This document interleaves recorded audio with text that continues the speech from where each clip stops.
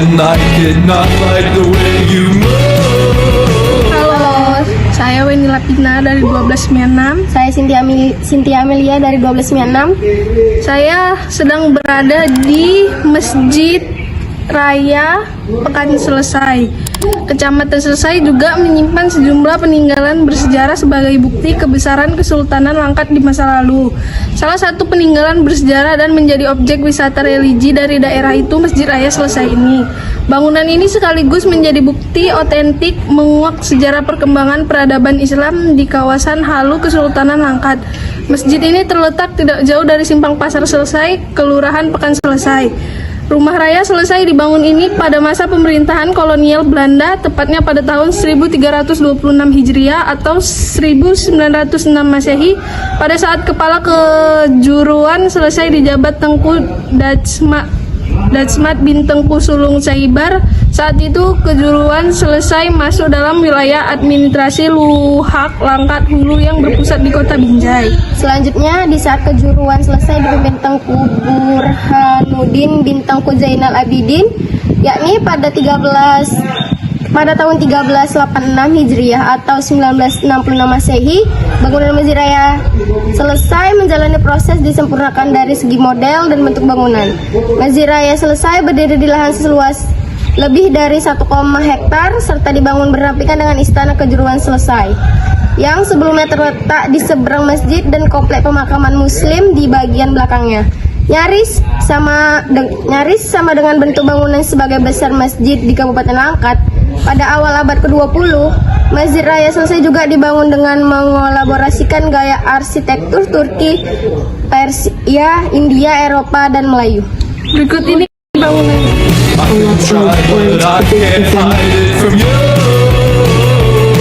'Cause I can't wait for you.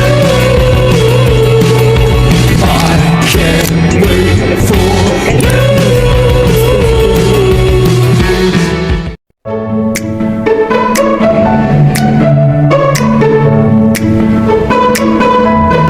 Halo, perkenalkan nama saya Zahra.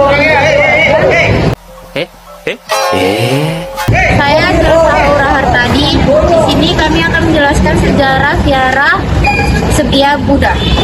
Di kisah Agu bahwa suku Pauken datang dari Tiongkok merantau ke Indonesia. Saat itu membawa patung Akong tiba di Hindia Belanda Indonesia sekitar tahun 1889. Suku Pauken tidak langsung berlabuh di kota Binjai, namun berlayar-belayar dengan kapal mengitari sejumlah daerah Nusantara, berlabuh di Pelabuhan Delhi. Selanjutnya, suku Pauken yang membawa visi misi menyebarkan ajarannya dimulai dari pelabuhan dan berlayar menuju kota Binjai. Di perhentiannya di Binjai, suku Pauken mendirikan vihara Setia Buddha. Di Binjai, vihara ini yang paling tua. Suku hanya sebagai penyebar agama, tidak ada membawa visi misi apapun, kata Agu. Lanjut Agu, dari sejarah turun-temurun, konon suku Pauken sengaja mendirikan tempat ibadah yang menghadap ke aliran air, baik itu aliran air besar atau kecil. Dan bangunan ini sekarang berarti sudah berumur sekitar 139 tahun.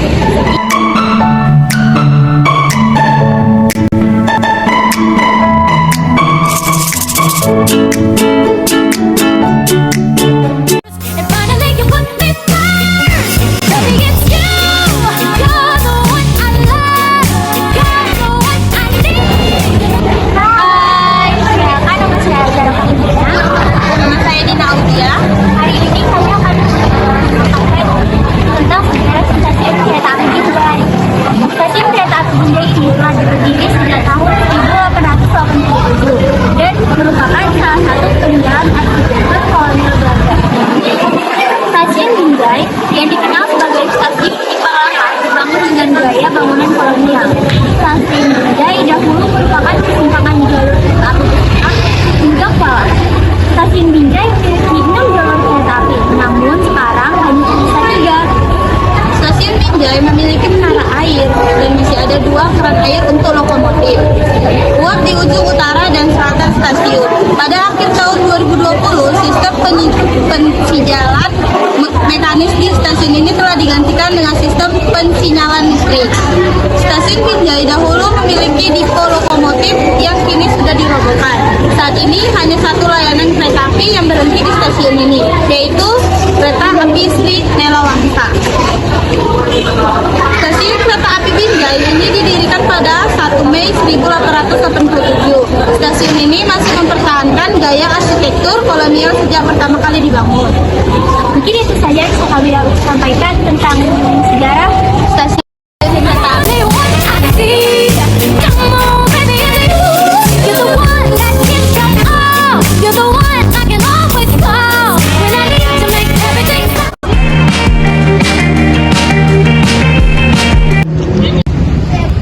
Halo guys, jadi kami di sini bercerita tentang sejarah Kuil Mariaman.